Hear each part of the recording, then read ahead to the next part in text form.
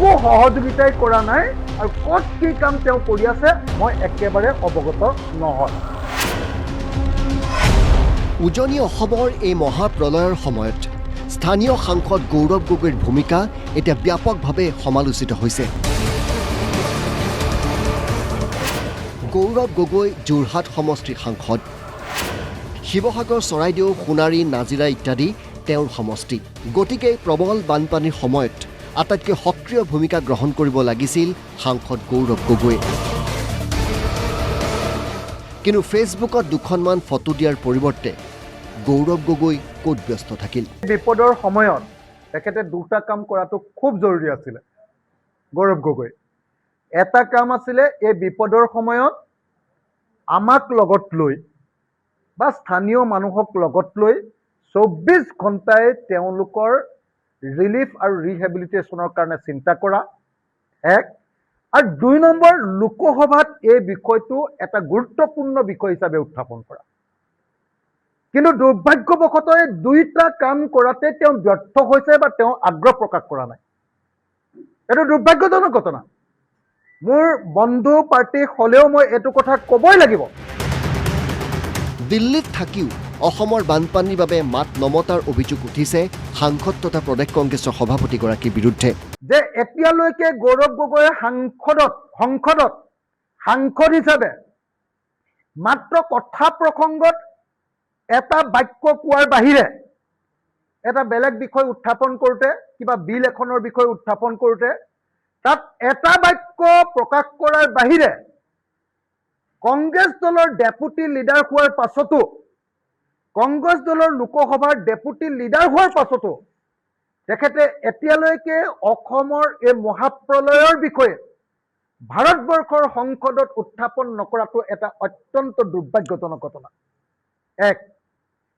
2, তেখেতে মই দেখিছোঁ, তেখেতৰ ফেচবুকত দেখিছোঁ যে মাজে মাজে তেওঁ আহি কাৰোবাৰ খবৰ লৈছে। কিন্তু মই তেখেতক জিকোৱাৰ ক্ষেত্ৰত বহুত আগভাগ লৈছিলোঁ। আমি বন্ধু পাৰ্টি মাজে মাজে যদিও সমালোচনা কৰোঁ, কিন্তু তেওঁলোকৰ লগত এতিয়াও আমাৰ ভাগি যোৱা নাই, কি কয় এলায়েন্স ভাগি যোৱা নাই। কিন্তু এতিয়া পৰ্যন্ত আজি 24 দিন হ'ল গৌৰৱ গগৈয়ে অখিল গগৈলৈ এটা ফোনো কৰা নাই, লগো ধৰা নাই, কথাও পতা নাই, একো সহযোগিতাই কৰা নাই আৰু ক'ত কি কাম তেওঁ কৰি আছে মই একেবাৰে অৱগত নহয়।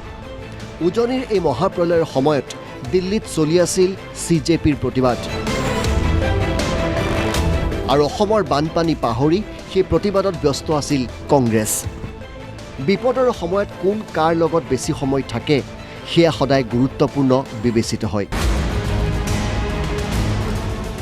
গৌৰৱ গগৈৰ ভূমিকাত এতিয়া অসন্তুষ্ট সমষ্টিবাসীও। তেওঁ যিহেতু এটা বলিষ্ঠ কণ্ঠ আছে আৰু সেই কণ্ঠটোৰ কাৰণে আচলতে আমাৰ সমস্যাবোৰ সমাধান কৰিবৰ কাৰণে ৰাইজে অভূতপূৰ্ব হাৰত তেওঁক ভোট দি আমাৰ সাংসদলৈ পঠিয়াইছিলে। তেওঁ সংসদৰ মজনদত আমাৰ কথাবোৰ কপাবৰ কাৰণে তেওঁক পঠিওৱা হৈছিলে। কিন্তু আমি দেখিবলৈ পালোঁ যে তেওঁ অন্যান্য বিষয় সেইবিলাক বিষয় গুৰুত্বপূৰ্ণ, কিন্তু বৰ্তমান সময়ত আমাৰ অসমৰ যিহেতু তেওঁ এজন সাংসদ, আমাৰ অসমৰ এইটো এটা ভয়ংকৰ সমস্যা হৈছে। এই সংসদত এই কথাবিলাক ক'ব বুলি আমি আশা কৰিছিলোঁ, কিন্তু তেওঁক সেই কথাৰ পৰা কোৱাৰ পৰা ক'ৰবাত নহয় ক'ৰবাত বঞ্চিত হৈ থাকিল। আচলতে যোৰহাট সমষ্টিৰ যিজন সাংসদ গৌৰৱ গগৈ ডাঙৰীয়া, তেখেতে খবৰ নকৰাটো, বানাক্ৰান্ত ৰাইজক সহায় নকৰাটো আটাইতকৈ দুৰ্ভাগ্যজনক আৰু গৰিহণাৰ যোগ্য।